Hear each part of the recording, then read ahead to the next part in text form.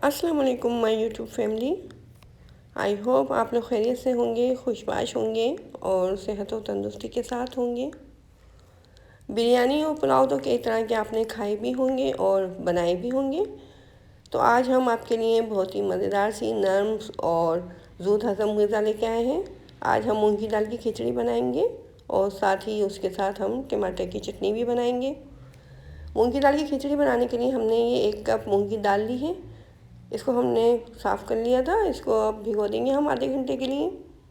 जितनी हम दाल लेंगे उतने ही हम चावल लेंगे। चावल आपकी मर्ज़ी के ऊपर है, आप जौन से भी चावल लेना चाहें। बस ये है कि आप सेला चावल ले लीजिएगा। ये भी हमने 1 कप ही लिए हैं। इनको भी हमने साफ़ कर लिया था। अब इसको हम आधे घंटे के लिए भिगो देंगे, दाल और चावल दोनों चीज़ों को। आधा घंटा हो चुका है, दाल और चावल भीगे हुए हैं। अब हमने पैन के अंदर ये आधा कप कुकिंग ऑयल डाल दिया है। इसके अंदर हम थोड़ा सा गरम मसाला भी डालेंगे। गरम मसाले में हमने ये 3 लौंगी ली हैं, 1 छोटा सा दालचीनी का टुकड़ा ले लिया है और 4-5 काली मिर्चें लेके बघार लगा देना है इसका। आधा चाय का चम्मच हमने इसके अंदर सफ़ेद ज़ीरा भी डाल दिया है। इसको हमने हल्का सा कड़कड़ा लिया है। 2 कप हमारे चावल और दाल थे, तो उसूलन तो हमें इसके अंदर 4 कप पानी डालना चाहिए, लेकिन हम चावलों को थोड़ा सा सॉफ्ट और नरम बना रहे हैं, तो इसके लिए हमने 6 कप पानी डाला है और 1 खाने का चम्मच नमक डाल दिया है। अब जो दाल और चावल हमारे भीगे हुए थे उनको हमने पानी तमाम निकाल दिया धो के और दोनों चीज़ों को पैन के अंदर डाल दिए। अच्छे तरीके से दाल और चावल को इस पानी में मिक्स कर देना है। बर्तन को बिल्कुल साफ़ कर लेना है। कोई चीज़ ज़ाया नहीं किया कीजिए, इसकी कदर किया करें। ये अल्लाह ताला की तरफ से हमारे लिए एक इनाम होता है।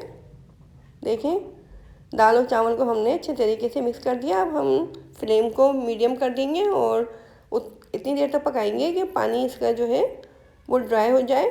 बहुत ज़्यादा बिल्कुल ड्राई नहीं करना है इसको, थोड़ा सा हमें इसको पतला ही रखना है। देखें, तकरीबन आधे घंटे ये चावल और दाल को हमने पकाया है। आधे घंटे के बाद ये कंडीशन है, हमें इसी कंडीशन में चाहिए। देखें कितने सॉफ्ट हो चुके हैं, बिल्कुल दाल और चावल बिल्कुल गल चुके हैं। बहुत ही मज़ेदार से लग रहे हैं देखने में ही। नरम ग़िज़ा है, बहुत ही ज़्यादा। बूढ़े बच्चे सभी बहुत शौक़ से खाएंगे इस खिचड़ी को इंशाल्लाह। अब हम इसके अंदर भगार लगा रहे हैं। इसके लिए आपकी मर्ज़ी के ऊपर है। अगर आप चाहें तो असली घी का भी भगार लगा सकते हैं। आधा कप हमने घी लिया था, इसके अंदर 1 छोटे साइज़ की प्याज को बारीक काट के डाल दिया था।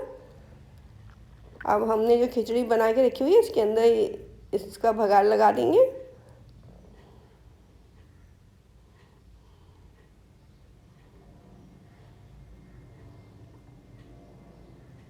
देखिए, हमने इसका भगार लगा दिया। इसके अंदर माशाल्लाह से इतनी अच्छी खुशबू आ रही है इसमें से भगार लगने के बाद।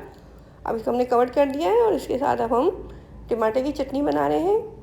टमाटर की चटनी के लिए हमने ये 2 दरमियाने साइज़ के टमाटर लिए हैं, 5-6 ये हरी मिर्चें हैं और 4-5 लहसुन की कलियाँ हैं और आधी गड्डी हमने हरा धनिया ले लिया। इसके अंदर हम 1 चाय का चम्मच सफ़ेद ज़ीरा और 1 खाने का चम्मच नमक डाल के ग्राइंड कर लेंगे चटनी को। देखिए, चटनी हमने ग्राइंड कर ली है और खिचड़ी भी हमारी तैयार हो चुकी है। इसको हम प्लेट में निकाल लें सर्विंग के लिए और साथ में इसके हम चटनी सर्व कर रहे हैं।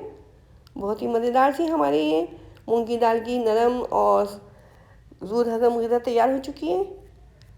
इंशाल्लाह आपको मेरी ये रेसिपी ज़रूर पसंद आएगी। कभी कभी दिल चाहता है कुछ सिंपल सा सादा सा खाया जाए और जो बहुत जल्दी भी बन जाए कम मसालों में, तो आप इस खिचड़ी को ज़रूर ट्राई कीजिएगा। कमेंट बॉक्स में मुझे बताइएगा कि आपको मेरी ये रेसिपी कैसी लगी। और अगर आप मेरे चैनल पे नए हैं और अभी तक आपने मेरे चैनल को सब्सक्राइब नहीं किया है तो मेरे चैनल को ज़रूर सब्सक्राइब कर दीजिए और बेल आइकॉन के बटन को दबा दीजिए ताकि फ्यूचर में आने वाली तमाम रेसिपीज़ आपको बआसानी मिल सकें। अगर आपको मेरी रेसिपीज़ ज़ाती भी अच्छी लगती हैं तो मेरे चैनल को अपने दोस्तों और रिश्तेदारों के साथ ज़रूर शेयर किया करें और अपनी राय हमें दिया करें कि आपको हमारी रेसिपीज़ किस तरह की चाहिए, किस तरह की रेसिपीज़ हम आपके लिए अपलोड करें। और मुझे इजाज़त दीजिए। अपनी दुआओं में हमें हमेशा याद रखिए। अल्लाह हाफिज़।